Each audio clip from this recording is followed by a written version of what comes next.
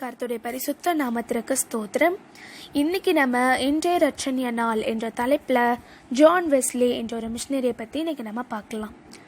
இங்கிலாந்து திருச்சபையோட தந்தையை பின்பற்றி போதகரானார் John Wesley. ஆவிக்குரிய மனம் திரும்புதலே சரியான கிறிஸ்தவ வாழ்க்கைன்னு போதிக்க தொடங்கினார். ஆனால் இவர் பணியாற்றிய திருச்சபை வெஸ்லியை ஒரு வேத புரட்டராக எண்ணி கண்டித்து இங்கிலாந்து திருச்சபை விட்டு வெளியேற்றினாங்க. திறந்த வெளியில் ஒரு பிரசங்கியார் ஆனார். தெரு தெருவாக இவர் செய்த பிரசங்கத்தால் திரளான மக்கள் ரட்சிப்பின் அனுபவத்திற்குள்ளாக அனுதினமும் வர ஆரம்பித்தாங்க. இந்த புதிய விசுவாசிகளை பராமரித்து வளர்க்கும் பொறுப்பு இவரை சார்ந்ததுனால மெத்தடிஸ்ட் என்ற ஒரு புதிய திருச்சபையை உருவாக்கினார். நற்செய்தி அறிவிப்பது இவருக்கு தேன் சுவை போலாக காணப்பட்டது. இதில் எந்த கஷ்டத்தையுமே அவர் காணலை. இங்கிலாந்து தேசம் முழுவதும் 2,50,000 மைல்கள் குதிரையில் சவாரி செய்து 40,000க்கும் மேற்பட்ட பிரசங்கங்கள் செய்திருக்கிறாரு. 200க்கும் மேற்பட்ட ஆவிக்குரிய புத்தகங்கள் எழுதியிருக்கிறாரு. இதில் எந்த விதமான கஷ்டங்களையுமே இவர் காணலை. ஒரு பிரசங்கத்தை ஒரு நன்மையான காரியமாக எண்ணி தேன் சுவை போலாக அறிவிச்சாரு.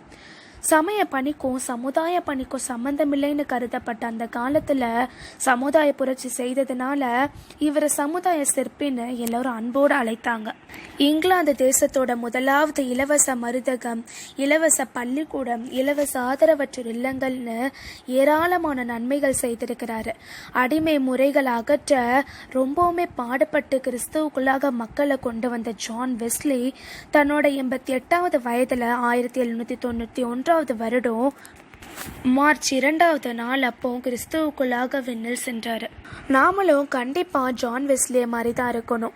ஒரு காலமும் கிறிஸ்துவை பற்றி பிறருக்கு அறிவிப்பது சிரமமாகவும் எண்ணாமல், அதில் ஒரு விதத்துலேயுமே ஒரு கூச்சத்தை காணாமல், வெக்கப்படாமல் கிறிஸ்துவோட காரியத்தை தைரியமாக எப்பவும் ஜான் வெஸ்லியை போல் அதில் கஷ்டத்தை பார்க்காம நம்ம அறிவிக்கணும்.